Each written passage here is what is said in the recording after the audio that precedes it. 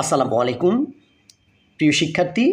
আজকে আমরা আর্থিক বিবরণীর খুবই গুরুত্বপূর্ণ একটা সমন্বয় চালানি কারবারের লাভ বা ক্ষতি নির্ণয় করব। মনে করি চালানি কারবারের প্রেরিত পণ্যের ক্রয় মূল্য ১,০০০ টাকা, উক্ত পণ্য ৯০০ টাকায় বিক্রয় করা হয়। এজেন্টকে 10% কমিশনে বিক্রয় করলে চালানি কারবারের লাভ অথবা ক্ষতি কত হবে? প্রথম যে বিষয়টা আমরা ধরবো সেটা হচ্ছে চালানি কারবারে প্রেরিত পণ্যের বিক্রয় মূল্য হচ্ছে ৯০০ টাকা। এই ৯০০ টাকা থেকে আমরা এজেন্টকে 10% কমিশন দিয়ে দিব। ৯০০ টাকার উপর 10% হচ্ছে ৯০ টাকা।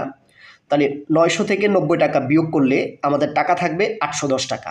এই বিষয়টাকে বলা হয় চালানি কারবারে প্রতিনিধির নিকট প্রাপ্য, অর্থাৎ আমরা পাবো ৮১০ টাকা এবং ওই পণ্যটা কিনেছিলাম আমরা ১,০০০ টাকা দিয়ে। তাহলে ১,০০০ টাকার পণ্য থেকে আমরা ৮১০ টাকা পাচ্ছি। আমাদের ক্রয় মূল্য হচ্ছে ১,০০০ টাকা, পাবো আমরা ৮১০ টাকা। তাহলে আমরা কম পাচ্ছি, এই কম পাচ্ছি বিদায় ১৯০ টাকা কম পাচ্ছি বিদায় এটাকে বলা হয় চালানি কারবারের ক্ষতি।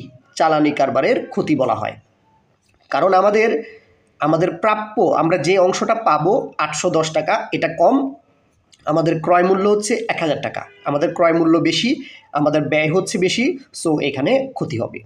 আশা করি বুঝতে পেরেছ। ধন্যবাদ। আসসালামু আলাইকুম।